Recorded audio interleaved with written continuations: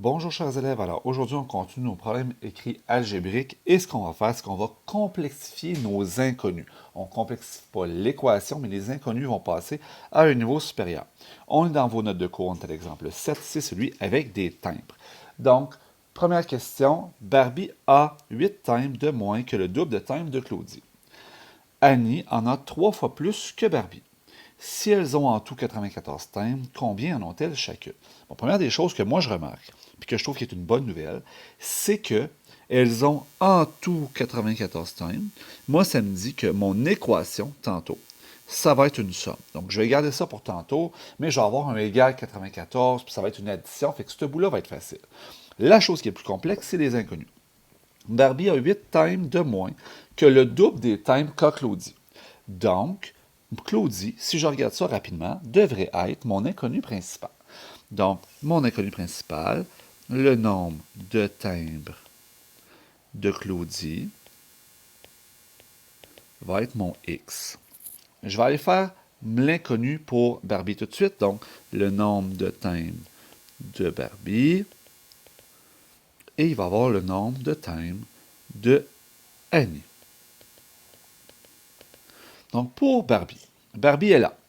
8 timbres, de moins que, on prend la bonne habitude de mettre une flèche à l'envers, le double de, donc 2 fois, les timbres de Claudie qui en avait X, c'est ce que j'ai décidé. Donc, j'ai mon 2 que, je lis à l'envers, ça va être X fois 2, donc 2X, moins 8. Donc, Barbie va avoir 2X moins 8. Puis là, tu vas me dire, ben, c'est pas tant plus complexe que d'habitude, on en a déjà fait un comme ça, puis tu as raison. Maintenant, il faut que je fasse les timbres de Annie, c'est là que ça se complique. Annie en a 3 fois plus que Barbie. Donc, Annie, elle en a quoi? 3 fois plus, donc 3 fois Barbie. Mais Barbie, elle en a combien, elle? Elle en a 2x moins 8. Donc, pour faire cet inconnu-là, ce que je vais devoir faire, c'est dire Annie, elle en a 3 fois Barbie, donc 3 fois, et Barbie en a 2x moins 8. Mais je ne peux pas laisser ça comme ça. Parce que qu'est-ce qui est multiplié par 3? C'est toute l'expression algébrique 2x moins 8. Donc, c'est pour ça qu'on va prendre la bonne habitude de se mettre une parenthèse. Ici, on va se mettre une parenthèse. Et ce qui est multiplié par 3, c'est 2x moins 8. Donc, c'est 3 fois 2x moins 8. Tu pourrais aussi tout de suite tripler, mais s'il y a une erreur, mais tu risques de perdre plus de points. Fait que je te suggère de vraiment y aller comme ça. Donc, ça, c'est mon équation pour Annie. Maintenant, je suis prêt à faire... Ça, c'est mon expression pour Annie. Maintenant, mon équation. Donc, mon équation, ça va être x pour Claudie, plus 2x moins 8 pour Barbie, plus 3 fois 2x moins 8 pour Annie, est égal à 94. Et là, je vais faire ma résolution. Première des choses que je dois faire, c'est que j'ai une distributivité à faire sur la parenthèse. Donc, on s'en rappelle. Donc, tout ça doit être multiplié par 3. Donc, on va y aller. C'est x plus 2x moins 8 plus 3 fois 2x, 6x. Puis 3 fois moins 8, ben 3 fois 8, ça me donne combien? Ça me donne 24. Donc ici, ça va être moins 24 est égal à 94. Une fois que j'ai fait ça, je vais regrouper mes termes semblables. Les x avec les x avec les x. Les termes constants avec les termes constants. Ça va me donner 9x. Moins 8 et moins 24, ça me fait moins 32, est égal à 94. Et là, je tombe en résolution. Je vais faire plus 32 de chaque côté. Ça fait 9x est égal, on annule les 32. 94 plus 32, je ne suis pas réveillé, je prends ma calculatrice. 126. Et je divise par 9 de chaque côté. Annule les 9. Et 126. 126 divisé par 9 va me donner 14. Ça tombe bien, parce que c'est un nombre de timbres, donc ça doit être un nombre qui est entier. Donc ça, ce que ça me dit. Et là, comme je manque un petit peu de place, je vais les réécrire. Là. Donc, Claudie elle en a x qui est égal à 14. C'est ce que je viens de trouver. Barbie, elle en a 2x moins 8. Ça, c'est 2 fois 14 moins 8. Puis 2 fois 14 moins 8, ça fait 28 moins 8, ça fait 20. Timbre. Puis Barbie, ben, je peux y aller avec son expression, mais je sais qu'elle a le triple. Annie, je peux y aller avec son expression, mais elle en a le triple de Barbie. Donc Annie, elle en a 3 fois 20, hein, ce qui fait 60. Timbre.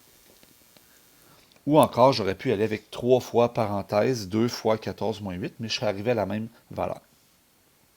Donc ça ici, ce sont mes 3 nombres de timbres. Pour la validation, tu comprendras bien que je ne suis pas très chaud à l'idée de valider cette expression algébrique-là ici, cette équation-là, parce que ça va être long. Donc, je vais aller directement avec la logique. Je vais vérifier que 14 plus 20 plus 60 donne bien 94. Bien, 14 plus 20, 34, plus 60, ça donne bien 94, qui est égal à 94. J'ai sauvé énormément de temps avec la validation logique ici. Question, combien de timbres ont-elles chacune? Donc, on y va dans l'ordre alphabétique peut-être. Annie a 60 timbres. Barbie en a 20. Et Claudie en a 14. Point. Donc, voilà pour ce premier exemple. On va en faire un deuxième. Ce deuxième exemple-là est plutôt de type équation. Là, on parle de nombres, donc tu connais ces numéros-là. On va regarder. Le triple d'un nombre augmenté de son quadruple est égal à son quintuple diminué de 2. Quel est ce nombre? Donc, première des choses, on va aller voir combien ai-je d'inconnus. Quel est ce nombre? J'ai juste un nombre. Donc, ce nombre me dit que dans mes inconnus, j'ai juste mon nombre qui est x. Puis en plus, je suis lâche, je n'écris même pas nombre au complet, j'écris NB. Une fois que ça c'est fait, je suis prêt à faire mon équation. Donc, pour mon équation, là, on va aller voir la phrase parce que si j'ai rien dans mes inconnus de complexe, la complexité est dans l'équation. Donc, le triple d'un nombre, ça c'est 3 fois un nombre qui est x. Augmenté, ben, c'est plus. Son quadruple. On ne peut pas avoir juste un quadruple de même. C'est toujours le quadruple de quelque chose. Le quadruple, je sais que c'est x 4, donc 4 fois. Puis c'est le quadruple d'un nombre. Donc mon nombre x encore. Est égal, donc est égal, c'est facile ça, à son quintuple. À retenir, quintuple, c'est x 5, c'est pas x 15. C'est pas le 15 tuple. Donc c'est 5 fois. 5 fois quoi? Le nombre x. Diminué de 2. Diminué de 2. Donc, équation 3x plus 4x est égal à 5x moins 2. Pas plus compliqué que ça, puis pas plus simple que ça non plus. On y va avec regrouper les termes semblables. 3x et 4x vont ensemble. Ça me fait 7x est égal à 5x moins 2. On fait attention, on ne regroupe pas les x des deux bords du égal, c'est une barrière. On va commencer à transférer des choses quand je vais faire des opérations inverses. Là, je commence à faire des opérations inverses. J'ai des x de chaque côté. Donc, je commence par enlever les x du côté où j'en ai le moins. Moins 5x de chaque côté. Ici, ça s'annule, les x. Il va me rester 2x est égal à moins 2. Je vais diviser par 2. Annule. X vaut moins 1. Ah, j'ai un nombre négatif. Est-ce que c'est possible qu'un nombre soit négatif? Oui. On s'entend que ce n'est pas un nombre de poules, c'est un nombre. Ça n'a pas de contexte. Donc, mon nombre, ce serait moins 1. Pour ma validation, impossible de faire la validation logique, fait que je repars de l'équation de base. C'est 3x plus 4x égale 5x moins 2. Et là, je vais remplacer. Donc, ça va faire 3 fois moins 1 plus 4 fois moins 1 égale 5 fois moins 1 moins 2. On va calculer. 3 fois moins 1, moins 3, plus moins 4, égale moins 5 moins 2. Ça fait moins 7 égale moins 7.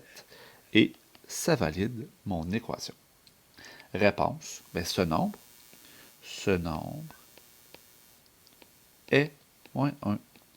Et c'est ce qui termine cet exemple, et c'est ce qui termine nos notes de cours pour aujourd'hui.